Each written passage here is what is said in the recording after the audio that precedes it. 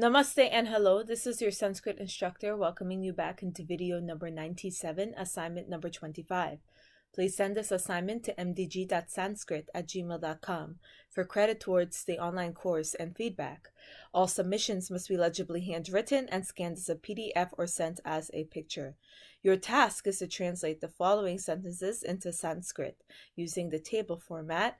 As you can see for number 1, I already have the table set up for us. We will go over this in detail after going through the sentences that you need to translate. So the first sentence that we will do together is, through fate, the enemies attack the town and conquer. Then number 2, even today I do not see the Ganges. Number 3, the voice of the queen pleases the poets. Number 4, the speech of the child is the cause of the mother's happiness.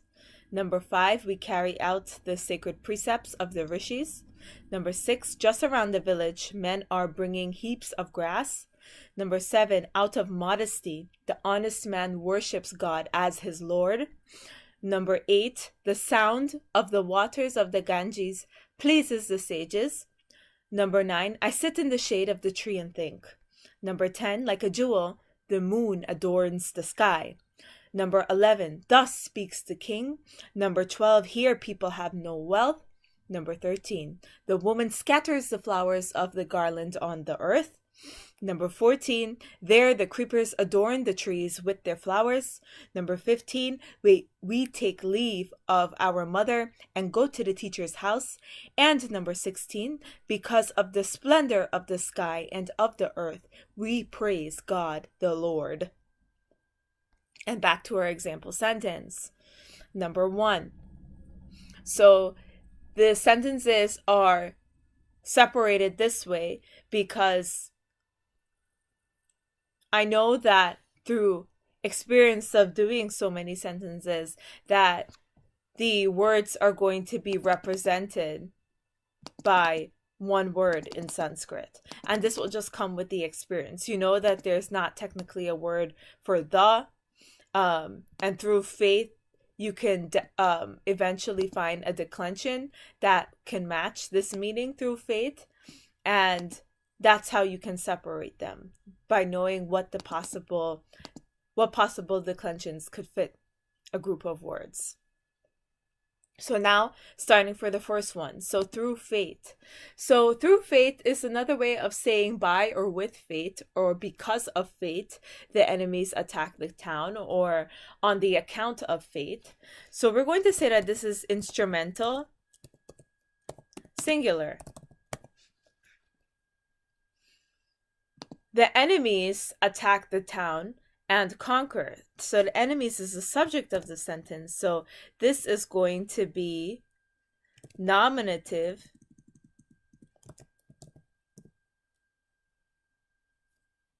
plural because it's more than one enemy.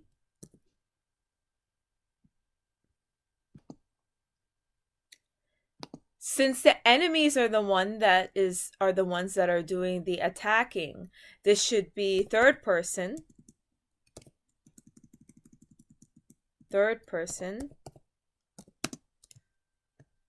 plural. The enemies attack the town. So the town is the object of the sentence.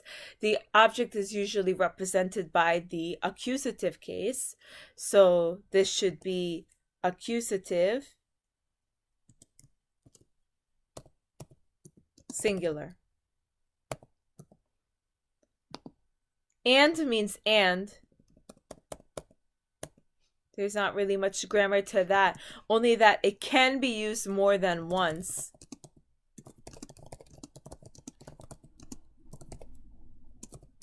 But that's only optional. I'm not sure which one I want to do yet. And conquer.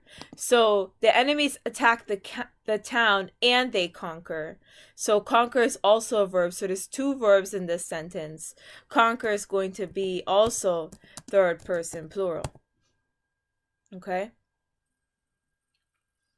So through fate, the enemies attack the town and they conquer.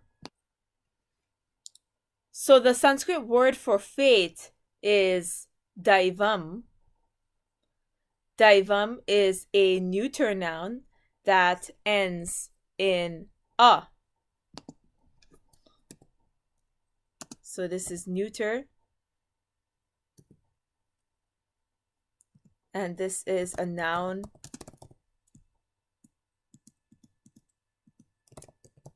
Neuter noun ending in a. And that is daivam.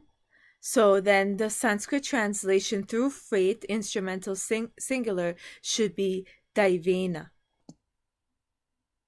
Daivena. Now, enemies, the subject nominative plural, the word for enemy is arihi, and that is a masculine noun that ends in short I. So arihi was the, ari actually is the original word. Daiva is the original word. And then ari becomes ari when it is declined in the nominative plural case. It becomes arayaha. Arayaha. The next word that we have to work on is to attack. Third person plural, that is abhidhav. Abhidhav, the word for attack is abhidhav, and abhidhav is a verb that is prefixed with a preposition, and dhav is conjugated in the first conjugation.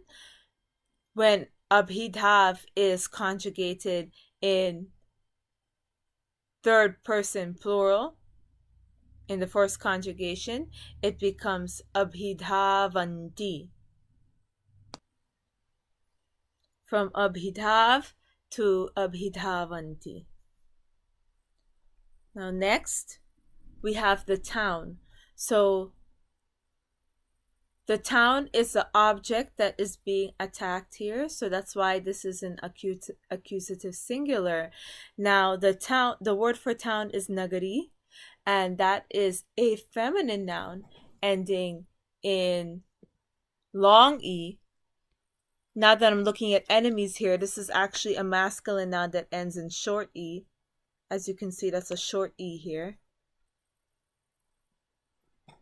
And we have feminine noun ending in a long E. When nagari is declined to accusative singular, it becomes nagarim. The word for and is cha. It's very simple. And then to conquer, that's third person plural.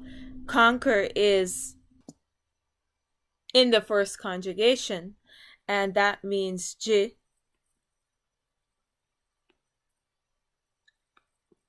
And then third person plural, it becomes jayanti.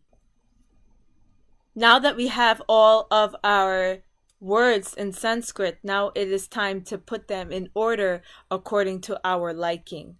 And that we will do in the bottom here. So we have daivena ariyaha abhidhavanti cha jayanti cha nagarim. So I circled the sandhis. So the a at the end of devena plus the a in ariyaha is going to give you a long a or a plus a or a equals a.